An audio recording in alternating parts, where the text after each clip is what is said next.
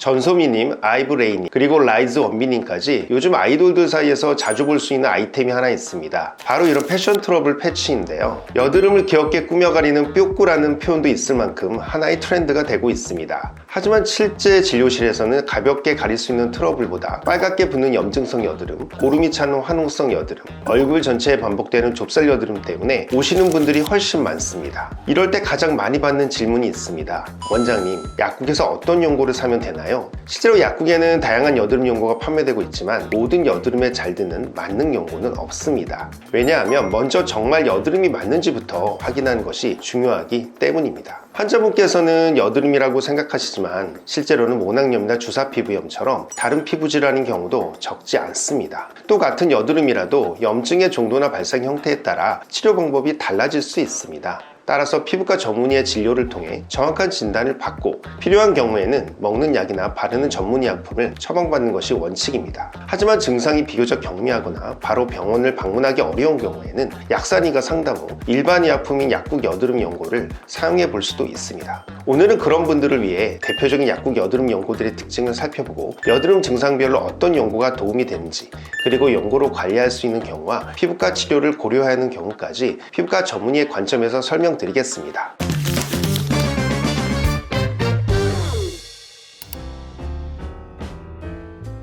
먼저 빨갛게 붓고 만지면 통증이 있는 염증성 여드름입니다. 이런 경우에는 에크논이나 페어아크네처럼 항균, 항염 성분이 들어있는 연고가 도움이 될 수 있습니다. 위에 두 연고 모두 여드름균 증식을 억제하는 이소프로필페놀과 염증을 완화하는 이부프로펜 피코놀이 함께 들어있습니다. 보통 이름이 비슷한 이 두 제품을 많이 비교하시는데 사용 목적과 성분이 비슷하기 때문에 굳이 페어아크네를 해외에서 구매할 정도의 큰 차이는 없습니다. 여기서 중요한 점은 에크논 크림은 염증성 여드름을 위한 연고로서 좁쌀 여드름에는 효과가 제한적이라는 점을 알아두셔야 합니다. 오돌토돌하게 올라오는 좁쌀 여드름이나 블랙헤드에는 클리어틴이나 에크린겔처럼 살리실산 성분이 들어있는 제품을 많이 사용합니다. 살리실산은 모공 속 각질과 피지를 정리해 좁쌀 여드름 개선에 도움을 주는 성분입니다. 두 제품은 액상과 젤 타입 정도의 차이가 있으므로 사용하기 편한 제형을 선택하시면 됩니다. 다만 처음에는 건조하거나 따가울 수 있어 보습제를 함께 사용하면서 국소 부위부터 시작하는 것이 좋습니다. 또 좁쌀 여드름은 며칠 연고를 바른다고 바로 없어지는 것이 아니라 꾸준히 관리하면서 새로운 면포가 생기는 것을 줄이는 것이 치료의 핵심입니다. 하지만 점점 붉어지고 고름이 생기기 시작했다면 화농성 여드름으로 진행된 경우일 수 있습니다. 이럴 때는 파티마겔이나 토클리어처럼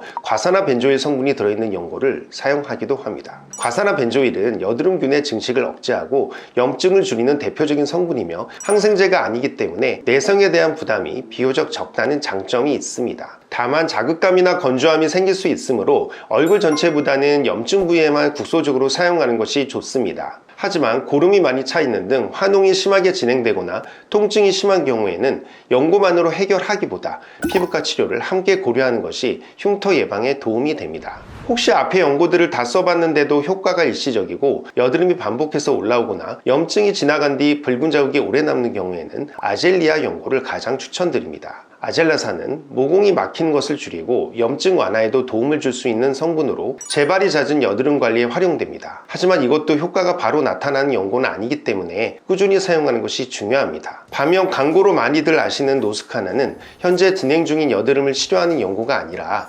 염증이 모두 가라앉은 뒤 남은 자국이나 흉터를 관리하는 제품입니다.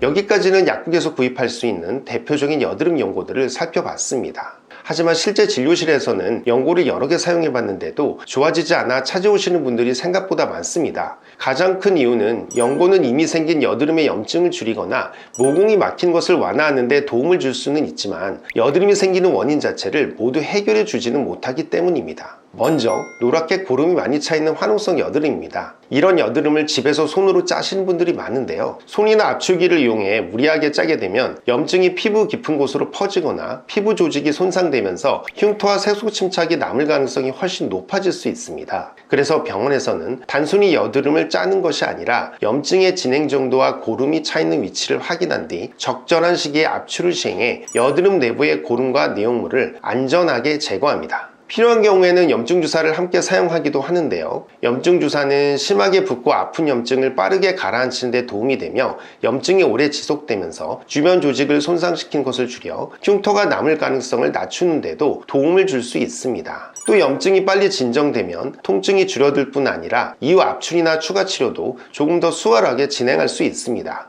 특히 손만 대도 아픈 여드름, 고름이 크게 차 있는 여드름, 빨리 진정이 필요한 경우라면 피부과 치료를 고려해 보시는 것이 좋습니다. 반대로 여드름이 한두 개가 아니라 얼굴 전체에 반복적으로 올라오는 분들도 있습니다. 이런 경우에는 이미 생긴 여드름만 치료해서는 재발이 반복되는 경우가 많습니다. 이럴 때 고려하는 치료 중 하나가 바로 골드 PTT입니다. 골드 PTT는 특수한 골드 입자를 피지선까지 침투시킨 뒤 레이저를 이용해 피지선에 선택적으로 열을 전달하는 광열 치료입니다. 즉 이미 생긴 여드름을 진정시키는 데서 끝나는 것이 아니라 과도하게 활성화된 피지선의 활동을 줄여주는데 치료의 목적이 있습니다. 피지 분비가 감소하면 모공이 막히는 환경도 함께 줄어들고 여드름균이 증식하기 쉬운 환경 역시 개선되는 효과를 기대할 수 있습니다. 그래서 새로운 여드름이 반복적으로 올라오는 빈도를 줄이는 데 도움이 될 수 있으며 압출만 반복해도 계속 같은 패턴으로 여드름이 생기는 분들에게 고려하는 치료입니다. 골드 PTT는 한 번의 시술로 완전히 끝나는 치료라기보다는